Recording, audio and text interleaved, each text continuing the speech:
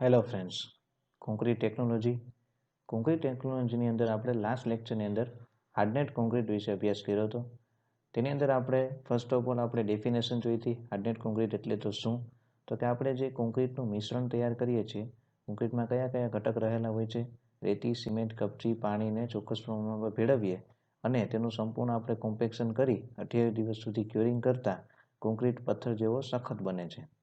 એને શું કહેવાય છે? હાર્ડનેડ કોન્ક્રીટ. ડેફિનેશનની ફર્સ્ટ આપણે વાત કરી હતી. પછી આપણે જોયા હતા principal properties of concrete. Ready? કોન્ક્રીટના મુખ્ય ગુણધર્મો જોયા હતા.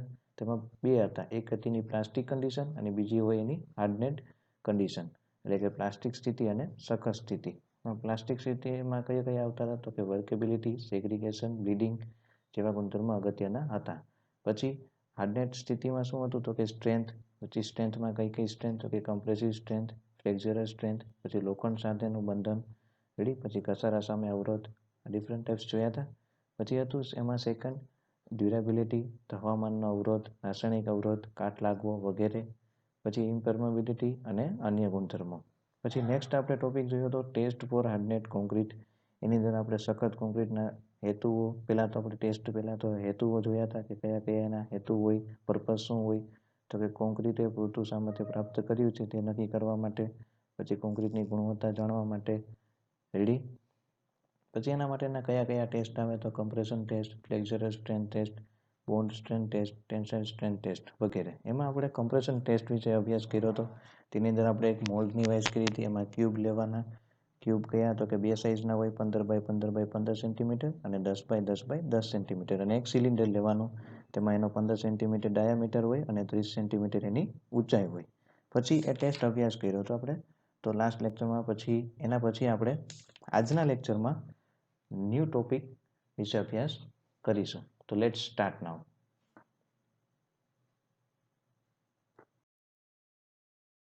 આપણો ફર્સ્ટ ટોપિક છે factor affecting strength of concrete. કોન્ક્રીટના સામર્થ્ય પણ અસર કરતા પરિબળો. ફ્રેન્ડ્સ, જીટીયુની એક્ઝામમાં મોસ્ટ આઈએમપી ક્વેશ્ચન છે. તમને જીટીયુની એક્ઝામમાં આ તમને 6 થી 7 વાર એક્ઝામમાં પૂછાયેલો ક્વેશ્ચન છે. Factor affecting strength of concrete. આની અંદર તમારે દરેક ફેક્ટર પરિબળને કંઈ એક્સપ્લેન કરવાના નથી થતા, ખાલી તમારે એના નામ લખવાના રહેશે. Ready? Factor affecting strength of concrete એમાં એ કરીને છે. ટોટલ આમાં બે ટાઈપથી પાડેલું છે. Factor are dependent on testing method. Testing રીત પર આધારિત હોય તેવા પરિબળો. તેમાં ફર્સ્ટ છે સેમ્પલ સાઇઝ, નમૂનાનું માપ, ગ્રેડિંગ ઓફ એગ્રીગેટ, એગ્રીગેટનું ગ્રેડિંગ. એગ્રીગેટની સાઇઝ પ્રમાણે એનું સિલેક્શન કરેલું હોય તેને શું કહેવાય? Grading of aggregate. Sample support condition, નમૂનાની આધાર સ્થિતિઓ, મોઇસ્ચર કન્ટેન્ટ ઇન સેમ્પલ, નમૂનામાં ભેજનું પ્રમાણ, ટાઈપ્સ ઓફ લોડિંગ, કેવા પ્રકારનો લોડ આવે છે સ્ટ્રક્ચર પર તે, રેટ ઓફ લોડિંગ, આપણે જે લોડ આવતો હોય તેનો rate, types of testing machine and condition, testing મશીનનો પ્રકાર અને એની સ્થિતિ. પછી બી ટાઈપ કરીને સેકન્ડ છે factor R independent testing method. આપણે ફર્સ્ટ જે એ કરીને જે જોયું એ શું હતું? તો કે ડિપેન્ડ એટલે કે ટેસ્ટિંગ મશીનની રીતની આધારિત હોય તેવા ફેક્ટર્સ. તો કયા કયા હતા? Sample size, grading of aggregate, sample support condition, moisture content in sample, types of loading, rate of loading, types of testing machine and condition. પછી આપણે જેમ આગળના જે લેક્ચરોની અંદર આપણે વર્કેબિલિટીમાં કે એમાં જે આપણે શોર્ટ ટ્રિક્સ બધી આપણે ફેક્ટરમાં અપનાવેલી, એમ તમે આમાં પણ એવી ટ્રીક અપનાવી શકો છો. રેડી? આમાં દરેકના પહેલા અક્ષર લઈ શકો. રેડી? SG, પછી SM, TRT, એવી રીતે કોઈ પણ તમારી રીતે તમે શોર્ટ ટ્રીક યાદ રાખવા માટે બનાવી શકો છો. બી કરીને છે factor R independent testing methods, એટલે કે ટેસ્ટિંગ રીત પર આધારિત ન હોય તેવા ફેક્ટર જોવાના છે. તેમાં છે ટાઈપ ઓફ સિમેન્ટ, સિમેન્ટનો પ્રકાર. રેડી? ટાઈપ્સ ઓફ સિમેન્ટ તમને ફર્સ્ટ ચેપ્ટરની અંદર એવું હશે મે બી કે આપણે આમાં કોન્ક્રીટમાં પણ આવે જ છે કે ટાઈપ્સ ઓફ સિમેન્ટમાં ઓર્ડિનરી પોર્ટલેન્ડ સિમેન્ટ હોય, રેપિડ હાર્ડનિંગ સિમેન્ટ હોય, ક્વિક સેટિંગ સિમેન્ટ હોય, લો હીટ સિમેન્ટ હોય, કલર સિમેન્ટ હોય, વ્હાઇટ સિમેન્ટ હોય, પોર્ટલેન્ડ પોઝોલેના સિમેન્ટ હોય, ગ્લાસ ફર્નેસ સ્લેગ સિમેન્ટ હોય. એવી ડિફરન્ટ ટાઈપ્સની સિમેન્ટ આવે છે. તો એ ટાઈપ્સ ઓફ સિમેન્ટ જનરલી આપણે કોઈ પણ આપણે ઇન્ડિયાની અંદર જોઈએ તો મેશનરી વર્ક કરવું હોય તો તેમાં કઈ પ્રકારની સિમેન્ટ યુઝ થાય છે? તો કે OPC, ઓર્ડિનરી પોર્ટલેન્ડ સિમેન્ટ. પછી એજ ઓફ સેમ્પલ, નમૂનાની ઉંમર, ટાઈપ ઓફ એગ્રીગેટ, એડમિક્શનનો તો કે ટાઈપ ઓફ એગ્રીગેટ, સોરી તો કે એગ્રીગેટનો પ્રકાર. પછી નેક્સ્ટ છે યુઝ ઓફ એડમિક્સચર, એડમિક્શનનો ઉપયોગ, વોટર સિમેન્ટ રેશિયો. પછી છે કોમ્પેક્શન, રેડી, કોમ્પેક્શન કઈ કઈ મેથડથી થાય તો કે હેન્ડ કોમ્પેક્શન અને મશીન કોમ્પેક્શન. હેન્ડ કોમ્પેક્શનમાં કેટલી મેથડ આવે તો કે 3, રોડિંગ, રેમિંગ એન્ડ ટેમ્પિંગ. રેડી, ફ્રેશ કોન્ક્રીટના ચેપ્ટરની અંદર આપણે જોયેલું હતું કે કઈ કઈ મેથડ્સ આવશે તો કે હેન્ડ કોમ્પેક્શન અને મશીન કોમ્પેક્શન. એના બે મુખ્ય પ્રકાર છે. એમાં હેન્ડ કોમ્પેક્શનમાં રોડિંગ, રેમિંગ એન્ડ ટેમ્પિંગ, જ્યારે મશીનમાં આવશે વાઇબ્રેટર, નીડલ, ફોમ વગેરે ઇટીસી. પછી છે સિમેન્ટ કન્ટેન્ટ, સિમેન્ટનું પ્રમાણ. પછી છે aggregate cement ratio, type of curing and temperature of curing, ક્યોરિંગનો પ્રકાર અને ક્યોરિંગ તાપમાન. રેડી, આપણે ફ્રેશ કોન્ક્રીટમાં વાત કરી હતી ક્યોરિંગ વિશે. ક્યોરિંગ એટલે શું થાય તો કે જે આપણે સિમેન્ટનો કોન્ક્રીટનું જે આપણે મિશ્રણ તૈયાર કર્યું હોય તેમાં જે વોટર એડ કરેલું હોય એ શેના માટે હોય તો કે હીટ ઓફ હાઇડ્રેશન થાય એના માટે હોય. પછી જે આપણે કોઈ પણ સ્ટોન અથવા તો બ્રિકની વાત કરીએ તો એની પ્રોપર્ટી કેવી હોય કે એનું કામ શું હોય, પાણી કોન્ક્રીટમાંથી ચૂસવાનો ગુણધર્મ હોય. એટલે આપણે જો ક્યોરિંગ કરીએ તો એમાં કોઈ પણ ક્રેક્સ કે એવું કંઈ ન થાય એના માટે. એમાં ટાઈપ ઓફ ક્યોરિંગમાં આપણે જોયું હતું વોટર ક્યોરિંગ. રેડી, પછી વોટર ક્યોરિંગમાં આપણે જોયું હતું પોન્ડિંગ, સ્પ્રિંકલિંગ, પછી સ્પ્રેઇંગ, રેડી, ઇમર્શન, એવા ડિફરન્ટ ટાઈપ જોયા હતા. પછી સ્ટીમ ક્યોરિંગ હતું, પછી મિસ્કેલિયસ અન્ય મેથડ હતી એવી રીતે. અને ટેમ્પરેચર ઓફ ક્યોરિંગ, ક્યોરિંગનું તાપમાન. પછી સ્ટ્રેસ સિચ્યુએશન હોય like uniaxial, biaxial and ટ્રાયએક્સિયલ.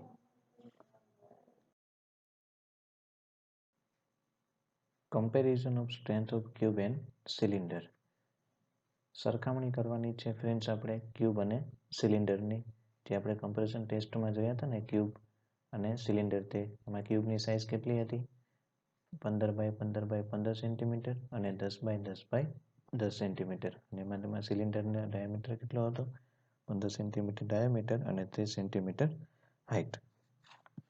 As explained earlier, the restraining effect of the steel plates of the compression testing machine extend over the entire height of a cube. સામાન્ય રીતે નળાકાર નમૂનાના ટેસ્ટિંગમાં છેડાની પ્લેટો ઓછું એન્ડ્રિટન્સ આપે છે, તેથી નળાકાર નમૂનાના પરિણામોમાં વધારે સેમ હોય છે. But in case of cylinder, a part of it will be free from the restraining effect of the planets. જેવું ક્યુબમાં આપણે રિસ્ટ્રેનિંગ ઇફેક્ટ જે જોવા મળે છે તેવું આપણે સિલિન્ડરમાં જોવા મળતી નથી. Hence, cylinder is less affected by the end returns caused by planets and seems to give more uniform result than cube. સિલિન્ડરમાં ઓછું ઇફેક્ટ રિસ્ટ્રેનનું લાગે છે, તેથી ક્યુબની સરખામણીએ તે વધારે યુનિફોર્મ રિઝલ્ટ આપે છે. Therefore, the use of cylinder is becoming more popular to investigate the strength of concrete. Strength of કોન્ક્રીટના પોઈન્ટ ઓફ વ્યૂથી આપણે સિલિન્ડરનો જે યુઝ છે એ વધારે પડતો થાય છે as compare to cube. Another point in favor of the cylinder is that cylinders are cast and tested in the same position. બીજો એનો આપણે બેનિફિટ જોઈએ તો સિલિન્ડરને જે દિશામાં કાસ્ટ કરવામાં આવ્યું હોય એ દિશામાં એને ટેસ્ટ કરવામાં આવે છે એ જ સેમ પોઝિશનમાં. Whereas in a cube, the line of action of the load is at right angle to axis of the cube as cast. અને ક્યુબની અંદર કેવું જોવા મળે છે કે ક્યુબને જે દિશામાં કાસ્ટ કરવામાં આવ્યું હોય એને કાટખૂણે તેનું ક્યુબનું શું કરવામાં આવે છે લોડ લગાડવામાં આવે છે.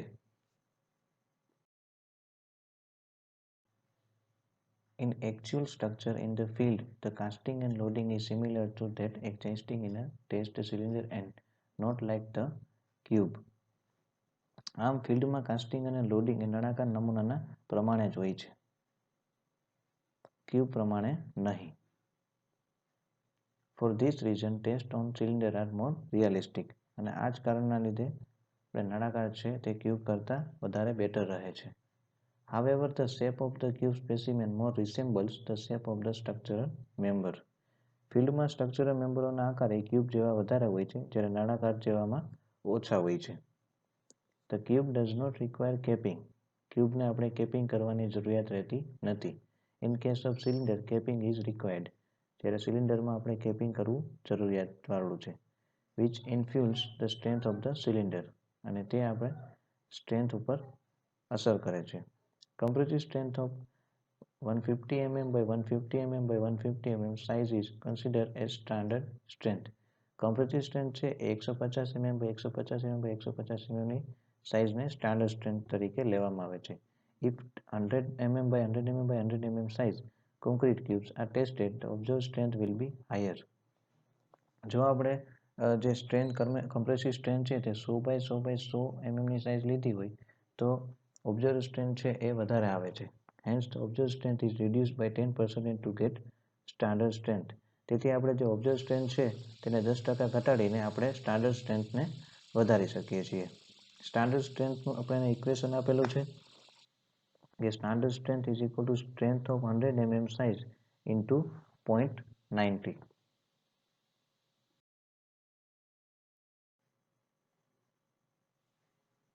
When cylinders of size 150 mm diameter and 300 mm long are tested, the observed strength will be lower. જો 15 સેન્ટીમીટર વ્યાસ અને 30 સેન્ટીમીટર ઊંચાઈના નળાકાર ટેસ્ટ કરવામાં આવે તો તેની સ્ટ્રેન્થ કેટલી આપણે તો કે સ્ટ્રેન્થ આપણે ઓછી રાખવી જોઈએ. As per IS 516, the strength of a standard cylinder is equal to 4/5 of the strength of standard cube. Strength of standard cylinder is equal to 0.80 into strength of standard cube. આગળ આપણે જોયું હતું strength of the cube અને અહીંયા next આપણે છે cylinder એટલે કે strength of standard cylinder is equal to શું થાય 0.80 into strength of standard cube. નીચે આપણે strength of standard cube નું આપેલું છે equation strength of standard cylinder upon 0.80. ઉપર આપણે જોઈએ તો strength of standard cube ને આપણે કરતા બનાવીએ તો 0.80 એના ગુણાકારમાં છે તો એ શેમાં વહી જશે ભાગાકારમાં. Ready. strength of standard cube ને કરતા બનાવીએ તો એ રીતે આપણે ન્યૂ ઇક્વેશન બની શકે. નેક્સ્ટ ન્યૂ ટોપિક ઇઝ એક્ઝામની અંદર મોસ્ટ આઈએમપી ક્વેશ્ચન છે split cylinder test for tensile strength of concrete. An indirect method of applying tension in form of splitting was developed in Brazil in 1943 and the test is often referred to as the Brazilian test. આ test છે તે 1943માં બ્રાઝિલમાં તૈયાર કરવામાં આવેલ હોવાથી તેથી તેને Brazilian test પણ કહે છે. It was also developed independently in Japan. આ ટેસ્ટ આપણે જાપાનની અંદર પણ બનાવવામાં આવ્યો હતો. The concrete cylinder specimen may be tested at 7 days and 28 days and shall be immersed in water for at least 24 hours before test. Concrete સિલિન્ડરનું જે specimen છે એ 7 અને 28 દિવસે શું કરવામાં આવે છે ટેસ્ટિંગ કરવામાં આવે છે અને વોટરમાં તે 24 કલાક રાખવામાં આવે છે બિફોર ટેસ્ટ કરતા પહેલા. A concrete cylinder of size 150 mm diameter and 300 mm height is subjected to the action of compressive force along two opposite edges. જે સિલિન્ડર આપણે લીધેલું હતું કમ્પ્રેશન ટેસ્ટમાં 150 mm ડાયામીટર અને 300 mm હાઇટનું તેની ઉપર આપણે અપોઝિટ ડાયરેક્શન અને તેની વિરુદ્ધ દિશામાં બે કમ્પ્રેસિવ ફોર્સ લાગે તે રીતે ગોઠવવાનું. The cylinder is placed with its axis horizontal between the plates of a testing machine. સિલિન્ડરને આપણે હોરિઝોન્ટલ એક્સિસની અંદર આપણે પ્લેટની વચ્ચે ટેસ્ટિંગ મશીનમાં રાખવાનું. And the load is increased until failure by splitting along the vertical diameter take place. અને load આપણે એટલો એપ્લાય કરવાનો કે જ્યાં તે ફેલિયર થાય એટલે કે તેનું ભંગાણ થાય અને એ ડાયામીટરને આપણે નોટ કરવામાં રહેશે. Applying the force in this manner, the cylinder is subjected to compression. Here, the loaded region and the larger portion corresponding to depth is subjected to a uniform tensile strength acting horizontally.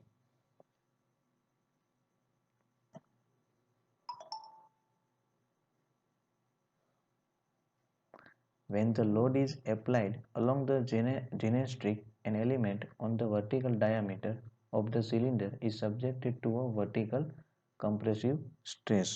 જ્યારે load છે એ જીનેટ્રિક્સ પર લગાડવામાં આવે ત્યારે vertical diameter પર આવેલા કોઈ પણ એક કણ પર નીચે મુજબની સ્ટ્રેસ લાગે છે.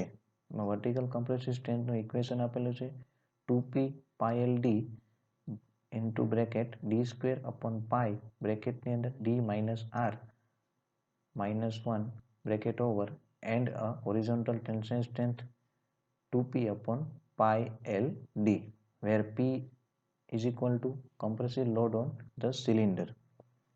P એટલે શું થાય? compressive load on cylinder. L એટલે length of cylinder, સિલિન્ડરની લંબાઈ. D is equal to diameter of the cylinder, સિલિન્ડરનો diameter. R and D minus R are the distance of the element from the two loads. R અને D minus R છે તે અંતરો છે બે load વચ્ચેના.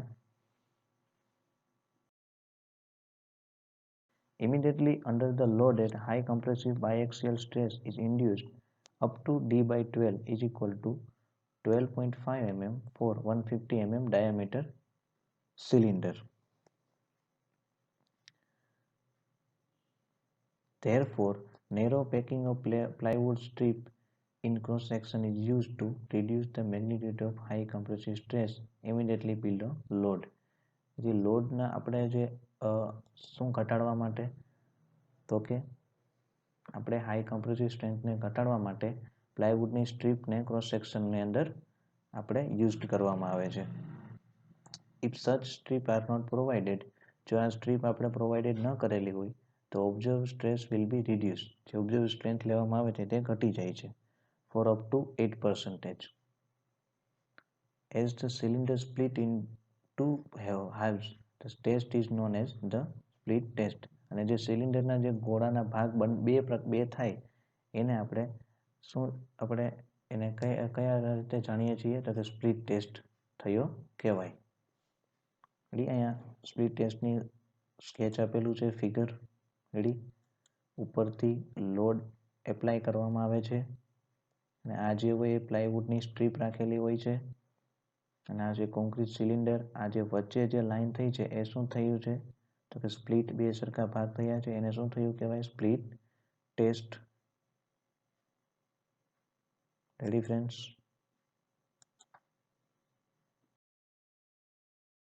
The setting time is simple to perform and gives more uniform result than other tension test. એટલે setting time છે એ કેવું હોય? ઇઝી હોય અને આપણે વધારે યુનિફોર્મ રિઝલ્ટ આપે છે ટેન્શન ટેસ્ટના. Further, the same type of cylindrical specimen and the same testing machine as are used for the compression test can be used for this test. Same સાઇઝના આપણે સિલિન્ડર સ્પેસિમેન લેવાના આપણે આ પ્રકારનો compression test કરવા માટે. Splitting strength determined in the splitting test is too much closer to the true tensile strength of concrete. Splitting strength test જે કર્યો હોય તે આપણે tensile strength of concrete એકદમ બંને સેમ જ હોય છે. Then the modulus of rupture. The splitting strength observed is 5 to 12% higher than the direct tensile strength. Splitting strength test છે એ 5 થી 12% જેટલું વધારે હોય છે ડાયરેક્ટ ટેન્સાઇલ સ્ટ્રેન્થ કરતાં. It has been suggested, however, that in the case of mortar and lightweight aggregate concrete, the splitting test yield too low result. એટલે આ એક સજેસ્ટ કરેલું હોય છે કે જો ઇન કેસ મોટાર અને લાઇટવેટ એગ્રીગેટ કોન્ક્રીટ હોય તો સ્પ્લિટિંગ ટેસ્ટ છે તે કેવું રિઝલ્ટ આપે છે? ઓછું. નેક્સ્ટ ન્યૂ ટોપિક છે ક્રીપ. ક્રીપ એટલે થાય સર્કણ. એક્ઝામની અંદર મોસ્ટ આઈએમપી ક્વેશ્ચન છે ફ્રેન્ડ્સ. ફર્સ્ટ આપણે એની ડેફિનેશનની વાત કરવાની છે.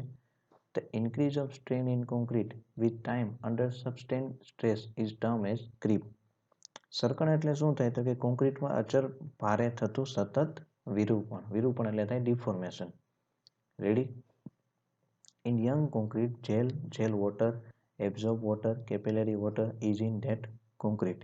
યંગ કોન્ક્રીટમાં gel water, absorb water, capillary pore water હોય છે. If stress behave like constant on concrete, this gel water, absorb water, capillary water, etc. in this flow and readjust. Concrete પર આપણે constant stress લગાડીએ તો આ જે jail water, પછી jail absorb water, capillary pore water વગેરેમાં deformation અને flow થાય છે. Is term refer as creep. એને આપણે ક્રીપ કહીએ છીએ. એટલે ફ્રેન્ડ્સ, તમને એક્ઝામની અંદર આ ક્વેશ્ચન એ રીતે પૂછાશે કે ક્રીપ એટલે શું સમજાવો અને ફેક્ટર અફેક્ટિંગ ઓફ ક્રીપ લખો. તો તમારે ક્રીપની અંદર ખાલી ઘણી બુકમાં વધારે પડતું આપેલું છે, તમારે બેઝિક એની ડેફિનેશન આપી દેવાની કે the increase of strain in concrete with time under sustained stress is term as creep. એટલે કે સરખણ એટલે કોન્ક્રીટમાં અચળ ભારે થતું સતત વિરૂપણ. રેડી? પછી in young concrete gel water, absorb water, capillary water is in that concrete. એટલે યંગ કોન્ક્રીટમાં gel water, absorb water, capillary pore water હોય છે. યંગ કોન્ક્રીટ એટલે શું થાય? તો કે યંગ કોન્ક્રીટ એટલે જ્યારે કોન્ક્રીટનું મિશ્રણ તૈયાર થયું હોય તે સ્ટેટ, એટલે કે plastic state. Ready? Young concrete એટલે પછી આપણે આપણું ન સમજતા કે જુવાન કોન્ક્રીટ એવું ન હોય આમાં. રેડી? યંગ કોન્ક્રીટ એટલે થાય કે જ્યારે તે કોન્ક્રીટનું મિશ્રણ તૈયાર થયું હોય તે સ્ટેટ, એને કહેવાય યંગ કોન્ક્રીટ. યંગ કોન્ક્રીટ એટલે પ્લાસ્ટિક કોન્ક્રીટ હોય, પ્લાસ્ટિક કન્ડિશનમાં, ત્યારે તેમાં શું રહેલું હોય છે? Gel water, absorb water, capillary water ETC. Ready? જો તમે સિમ્પલ 2 માર્કમાં પૂછાય તો તમે જે પહેલી આપણે આગળની ડેફિનેશન લખાવી એ લખી નાખવાની. પછી જો તમને 3 માર્કમાં ક્વેશ્ચન પૂછાય તો તમારે આ બધું સમજાવવાનું રહેશે. નેક્સ્ટ પોઈન્ટ છે ફેક્ટર અફેક્ટિંગ ક્રીપ. ક્રીપ પર અસર કરતા પરિબળો. તેમાં ફર્સ્ટ છે aggregate, water cement ratio, age of concrete, type of cement, relative humidity, intensity and duration of stress, structure of hydrated cement paste. Ready? 7 પ્રકારના ટોટલ ફેક્ટર અફેક્ટિંગ છે creep પર. તેમાં આપણે ડિટેલ્સમાં જોઈએ વન બાય વન. ફર્સ્ટ છે aggregate. Normally aggregate undergoes very little creep. એગ્રીગેટમાં creep કેવું હોય છે તો કે ઓછું થાય છે. It is the paste which is responsible for the creep. અને જે એની પેસ્ટ હોય છે તે ક્રીપ થવા માટે જવાબદાર રહે છે. However, the aggregate provide restraining effect when the pest undergoes creep. એટલે એગ્રીગેટ છે તે ક્રીપની અસર થતું રોકે છે. The stronger the aggregate, more is the restraining effect. જો એગ્રીગેટ જેટલો મજબૂત હશે, સ્ટ્રોંગર હશે, તેવું મોર આપણે જે ક્રીપની અસર થાય છે એને રિસ્ટ્રેન કરશે, એને રોકશે. And hence the less is the magnitude of creep. એનાથી આપણી ક્રીપ કેવી લાગશે? ઓછી. The higher the modulus of elasticity of aggregate, the less is the creep. જો modulus of elasticity of aggregate વધારે હોય તો ક્રીપ કેવી રાખશે? ઓછી. Lightweight aggregate shows considerably higher creep than normal weight aggregate. જે લાઇટવેટ એગ્રીગેટ હોય, હલકા વજનવાળા જે એગ્રીગેટ આવેલા હોય છે તે સારી એવી ક્રીપ આપણે ધરાવે છે તે normal weight of aggregate. It has been found that greater the maximum size of an aggregate, the less is the creep of concrete. Ready? આમાં એક પોઈન્ટ ખાસ યાદ રાખવાનો કે જો એગ્રીગેટની જે સાઇઝ હોય, રેડી, કપચીનું જે સાઇઝ હોય છે તે જો વધારે હોય તો ક્રીપનું પ્રમાણ કોન્ક્રીટમાં કેવું રહે છે? લેસ, એટલે કે ઓછું. સેકન્ડ પોઈન્ટ છે water cement ratio. Higher water cement ratio increase the size of the Porus in the paste structure. જો વોટર સિમેન્ટ રેશિયો વધારે હોય તો જે આપણે પેસ્ટ હોય કોન્ક્રીટની તેમાં શું થાય છે? પોરસ બને છે, એટલે કે છિદ્રાળુ પેસ્ટ બને છે. આ poor paste structure undergoes higher creep. જે પુઅર પેસ્ટ હોય, નબળી પેસ્ટ હોય, તેમાં ક્રીપનું પ્રમાણ વધારે હોય છે. Creep increases with increase in water cement ratio. ક્રીપનું પ્રમાણ વધે છે વોટર સિમેન્ટ રેશિયો જો વધારવામાં આવે તો. એટલે એટલું યાદ રાખવાનું પોઈન્ટમાં કે વોટર સિમેન્ટ રેશિયો જેમ વધે તેમ ક્રીપનું પ્રમાણ પણ વધે છે. સેમ આપણે એગ્રીગેટમાં શું યાદ રાખ્યું કે જેમ એગ્રીગેટની સાઇઝ વધારે હોય, મોટી હોય, તેમ ક્રીપનું પ્રમાણ કેવું હોય છે? ઓછું. પછી છે third age of concrete. Ready? અહીંયા પાછું સેમ છે કે કોન્ક્રીટની ઉંમર એટલે કે શું થાય? એજ ઓફ કોન્ક્રીટ એટલે શું થાય? કે ઉંમર થાય.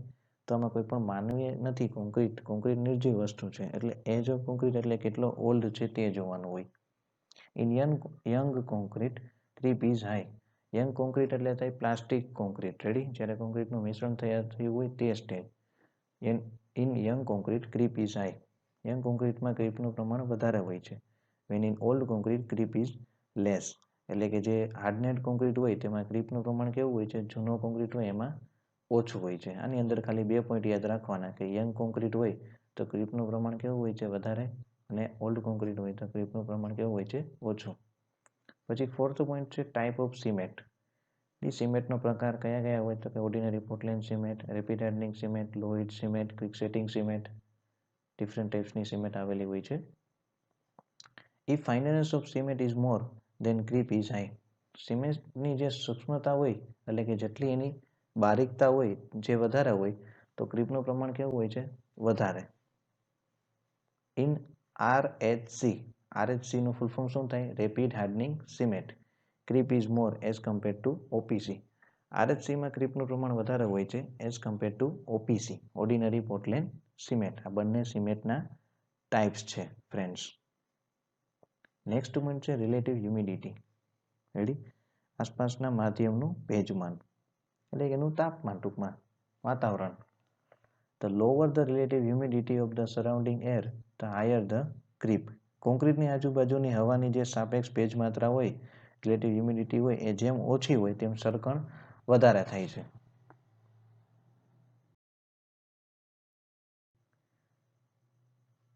સિક્સ્થ સેકન્ડ છે intensity and duration of stress.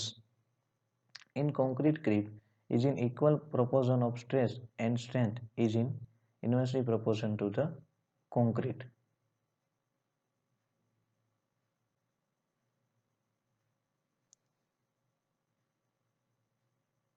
કોન્ક્રીટમાં જે ક્રીપ લગાડેલ હોય એ સ્ટ્રેસના સમપ્રમાણમાં હોય છે અને સ્ટ્રેન્થના વ્યસ્ત પ્રમાણમાં હોય છે. Structure of hydrated cement paste. હવે હાઇડ્રેટેડ સિમેન્ટ પેસ્ટનું બંધારણની વાત કરવાની છે. તો કે blast furnace slag gives basic creep less but gives drying creep more. Blast furnace slag છે એક સિમેન્ટનો ટાઈપ્સ છે. તો એ સિમેન્ટ આપણે યુઝ કરેલી હોય તો એ બેઝિક ક્રીપ કેવી આપે છે, ઓછી, but gives drying creep more.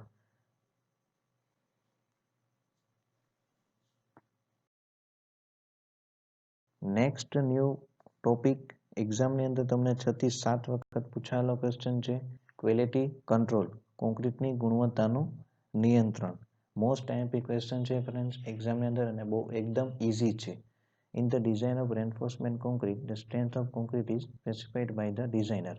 એટલે આપણે રેન્ફોર્સમેન્ટ કોન્ક્રીટની ડિઝાઇન કરવાની હોય તો એ જનરલી કોણ કરશે તો કે સ્ટ્રક્ચરલ એન્જિનિયર હોય તે, એટલે કે designer. The design is based on the assumption that the concrete obtained will have strength equal to or greater than the specified strength. એટલે આપણે એઝમ્પશન એમાં શું કરેલું હોય છે તે કોન્ક્રીટની સ્ટ્રેન્થ છે તે સ્પેસિફાઈડ સ્ટ્રેન્થ કરતાં કેવી આવવી જોઈએ તો કે વધારે. But concrete is generally produced in batch at the site with the locally available material of variable characteristics. તો કોન્ક્રીટનું આપણે પ્રોડક્શન કેવી રીતે કર્યું હોય કે જે લોકલી જે આપણે મટીરિયલ્સ અવેલેબલ હોય તેનાથી કર્યું હોય અને એમાં કેરેક્ટરિસ્ટિકમાં ઘણા ભેદભાવ જોવા મળે છે અથવા તો તફાવત જોવા મળે છે. Therefore the quality of concrete is likely to vary from one batch to another. એટલે તેથી આપણે ક્વોલિટી ઓફ કોન્ક્રીટ છે તે એકથી બેચથી બીજા બેચ ઉપર થોડીક જુદી જોવા મળે છે. The variation in quality of concrete depends upon the several factors such as કોન્ક્રીટની આપણે જે ક્વોલિટીમાં થોડુંક વેરિએશન જોવા મળે છે તે નીચેના ફેક્ટર્સના લીધે જોવા મળે છે. Variation in the quality of constitute material. First તો આપણે કેવું મટીરિયલ યુઝ કરેલ છે તેના લીધે પણ કોન્ક્રીટની ક્વોલિટીમાં ફેરફાર જોવા મળે છે. Variation in mix proportion due to batching process. આપણે જે ફ્રેશ કોન્ક્રીટ આપણે ચેપ્ટર હતું તેની અંદર આપણે મિક્સિંગ પોઈન્ટમાં જોયું હતું ને, પ્રોડક્શન કોન્ક્રીટમાં બેચિંગ હતું તો વેઇટ બેચિંગ, વોલ્યુમ બેચિંગ. તો એમાં કયું સારું રહે તો કે વેઇટ બેચિંગ કરેલું હોય તો એ સારું રહે છે. એટલે variation in mix proportion due to batching process. પછી છે variation in the quality of batching and mixing equipment. તો કે આપણે કેવી પ્રકારનું મિક્સિંગ ઇક્વિપમેન્ટ યુઝ કરેલું છે, હેન્ડ મિક્સિંગ છે કે મશીન મિક્સિંગ છે તે.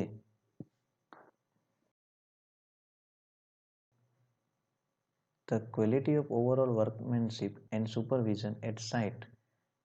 આપણે જેવું કામગીરી થયેલી હોય કારીગરો દ્વારા તે અને એન્જિનિયર દ્વારા કેવું સુપરવિઝન થયેલું છે, આ બધા ફેક્ટર જવાબદાર છે ગુડ ક્વોલિટી ઓફ કંટ્રોલ માટેના. તો under such situations concrete is generally referred to as being of good, fair or poor quality. ઉપરની જેટલી આપણે સિચ્યુએશન જોઈ નેક્સ્ટ સ્લાઇડની અને આ પેજ ઉપર જે ફર્સ્ટ આપણે જોયું તે આ બધા ફેક્ટર આપણે જવાબદાર છે કે આપણી કોન્ક્રીટની જે ક્વોલિટી છે એ સારી હશે, નબળી હશે અથવા તો મીડિયમ હશે તે. It is therefore necessary to define the quality in terms of desire, performance, characteristics, economic, aesthetic, safety and other. એટલા જ માટે આપણે કોન્ક્રીટનું જે ક્વોલિટી કંટ્રોલ છે કરવું એ કેવું રહે છે તો કે ઇમ્પોર્ટન્સ રહે છે. શેના માટે તો કે બાંધકામની ઉપયોગિતા, ટકાઉપણું, અર્થશાસ્ત્ર, દેખાવ, સલામતી વગેરે પણ ડિપેન્ડેડ છે. The main aim of quality control is to reduce the variation in the quality of concrete to fulfill the needs of serviceability, safety and durability.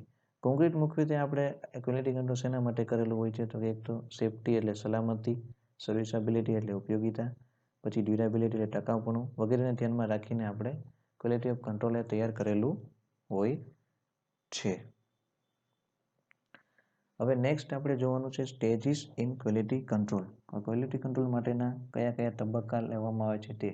The quality control is exercised during the following 3 stages of construction: preparatory to construction, during the construction અને after construction. પહેલું તો કે જ્યારે construction work આપણે બનાવતા હોઈએ ત્યારે, પછી કન્સ્ટ્રક્શન ચાલતું હોય ત્યારે એટલે કે ડ્યુરિંગ ધ કન્સ્ટ્રક્શન, અને આફ્ટર કન્સ્ટ્રક્શન થઈ જાય ત્યાર પછી. એટલે ક્વોલિટી કંટ્રોલ ટોટલ કેટલા મેઇનલી 3 તબક્કામાં કરવામાં આવે છે. પહેલાં તો કન્સ્ટ્રક્શન વર્ક સ્ટાર્ટ ન થયું હોય તે પહેલાં, પછી કન્સ્ટ્રક્શન વર્ક ચાલુ હોય ત્યારે અને after construction. Preparatory to construction. During preparatory stage the quality control involves. નીચેના જેટલા પોઈન્ટ છે તે આપણે કન્સ્ટ્રક્શન સ્ટાર્ટ કર્યા પહેલાં કયા કયા પગલાં લેવામાં આવે છે તે જોઈએ. Specification of concrete quality. Specification આપણે જાણવાનું કોન્ક્રીટ ક્વોલિટીનું કેવું રહેલું હોય છે તે. Strength and workability requirement. Ready, કોન્ક્રીટની સ્ટ્રેન્થ અને વર્કેબિલિટીની જરૂરિયાતો જાણવાની રહે. પછી initial and detailed testing of material for the approval of sources. જે આપણે ટેસ્ટિંગ માટેના મટીરિયલ લીધેલા છે તેનું એપ્રુવલ કયું કેવું છે, પછી એનું સ્ટેટસ કેવું છે તે જાણવાનું. Obtaining mix design data for controlled concrete from a central laboratory. Mix design માટેનો ડેટા એ આપણે જોઈ લેવાનો કે કઈ સેન્ટ્રલ લેબોરેટરીમાંથી લીધેલો છે તે. પછી એગ્રીગેટ ગ્રેડિંગ અને એબ્સોર્પ્શન. પછી જે કપચી હોય છે તેનું ગ્રેડિંગ સિલેક્શન કરવાનું. Mix proportion and water cement ratio. મિક્સનું પ્રમાણ અને વોટર અને સિમેન્ટનું પ્રમાણ. Setting up a field laboratory for control concrete. Field laboratory આપણે એક સેટિંગ કરવાની જેના માટે કંટ્રોલ કોન્ક્રીટ થાય એના માટે. Inspection for approval of the batching and mixing facilities. એની ઇન્સ્પેક્શન કરવાનું બેચિંગ અને મિક્સિંગ ફેસિલિટીઝનું. આ બધું આપણે કન્સ્ટ્રક્શન વર્ક થાય એની પહેલાં આપણે આ બધી વસ્તુ ચેક કરવાની રહેશે. During construction. During construction the exercise involves. During કન્સ્ટ્રક્શનમાં કયા કઈ આપણે વસ્તુ કરવાના હોય છે તે જોવાની છે. તો કે testing of materials for concrete test and their frequency. એટલે ટેસ્ટિંગ ઓફ મટીરિયલ જોવાનું કે મટીરિયલ જે યુઝ કરેલું હોય કોન્ક્રીટ માટે, એગ્રીગેટ, સિમેન્ટ, સેન્ડ, આ બધાનો કોન્ક્રીટના ટેસ્ટ અને એની ફ્રીક્વન્સી જોવાની. Control and adjustment for aggregate, grading, moisture content, bulking of sand, ETC. એટલે એગ્રીગેટનું ગ્રેડિંગ, પછી મોઇસ્ચર કન્ટેન્ટ, ભેજનું પ્રમાણ કેટલું છે, પછી bulking of sand. Friend, bulking of sand એટલે શું થાય તો કે રેતીમાં આપણે પાણી એડ કરીએ અને જે રેતીના કદમાં અથવા વોલ્યુમમાં વધારો થાય તેને શું કહેવાય છે? Bulking of sand. પછી થર્ડ છે control and adjustment for maintaining constant workability and strength. એટલે આપણે મેન્ટેન વર્કેબિલિટી અને સ્ટ્રેન્થ મેન્ટેન થાય તેનું આપણે ધ્યાનમાં રાખવાનું રહેશે. પછી control on concreting operation, mixing, transporting, placing, compacting, finishing, ETC. Ready, concreting આપણે કામ કરતા હોય તો આપણે mixing, transporting, placing, compacting, finishing આ બધી ઉપર આપણે શું રાખવાનું રહેશે? કંટ્રોલ રાખવાનો રહેશે કે કોઈ પણ જગ્યાએ ભૂલ ન રહે તે માટે. પછી થર્ડ આપણું સ્ટેજ રહેશે આફ્ટર કન્સ્ટ્રક્શન. કન્સ્ટ્રક્શન વર્ક થઈ ગયું ત્યાર પછી આપણે કેવી કેવી ક્વોલિટી ધ્યાનમાં રાખવાની રહેશે ક્વોલિટી કંટ્રોલ માટે. તેમાં ફર્સ્ટ છે control curing for specified period. Ready. સમયાંતરે આપણે એનું શું કરવાનું, ક્યુરિંગ કરવાનું. Interpretation of cube strength result and the assessment of concrete. Ready. Cube strength ચકાસવાની. Non destructive testing. Non destructive testing આપણે કયા કયા પ્રકારના આવે છે ત્યાં આગળ આપણે અભ્યાસ કરશું. આપણા આજના લેક્ચરનો છે advantages of quality control. The necessary strength of concrete achieved. કોન્ક્રીટનું જરૂરી સામર્થ્ય સ્ટ્રેન્થ પ્રાપ્ત થાય છે. In the absence of quality control at the site, the designer is attempt to over-design so as to minimize the risk. This adds to the overall cost. સ્થળ પર ગુણવત્તા નિયંત્રણની ગેરહાજરીના લીધે ડિઝાઇનર એ જોખમ રિસ્ક થોડુંક ઓછું લે છે અને તેથી ડિઝાઇન એ કેવી બને છે, costly. Quality control reduce the maintenance cost. Quality control કરેલો હોય તો મેન્ટેનન્સ કોસ્ટ આપણે ઘટાડી શકીએ છીએ.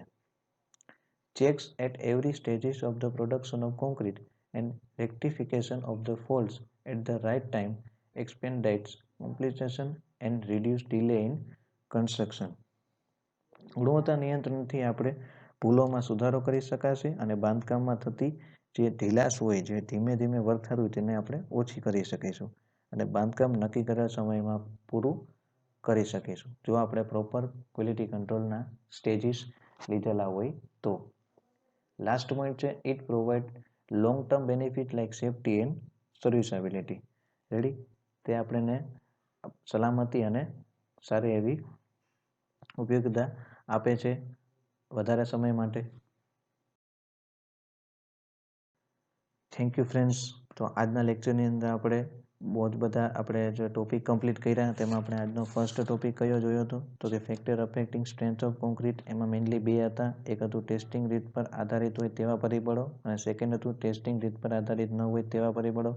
ફ્રેન્ડ્સ, આજનો લેક્ચર બહુ વધારે, જો તમે આમાં લાગતું હોય કે બહુ વધારે મોટો જે વિડીયો છે તો તમે આને બે પાર્ટ્સમાં જોઈ શકો છો અથવા તો ટોપિક વાઇઝ પણ જોઈ શકો છો.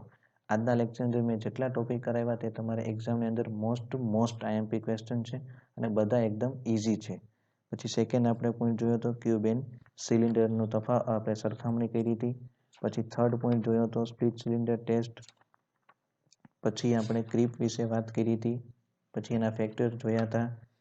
પછી લાસ્ટમાં આપણે ક્વોલિટી કંટ્રોલ જોયું. એમાં ક્વોલિટી કંટ્રોલ એટલે શું, પછી stages of quality control and advantages of quality control. તો ફ્રેન્ડ્સ, આજનો લેક્ચર થોડોક વધારે લેન્થી છે, બટ જો તમે બોર થતા હો તો આને તમારે બે પાર્ટની અંદર જોઈ લેવો. રેડી. અથવા તો ટોપિક વાઇઝ પણ તમે જોઈ શકો છો. પણ ફ્રેન્ડ્સ, વિડીયોને ખાસ જોજો અને એક્ઝામની અંદર મોસ્ટ આઈએમપી છે આ બધા ક્વેશ્ચન્સ હાર્ડનેડ કોન્ક્રીટમાંથી. આમાંથી મોસ્ટ આઈએમપી ક્વેશ્ચન આજના લેક્ચરમાં જેટલા કરાવ્યા તે જ છે.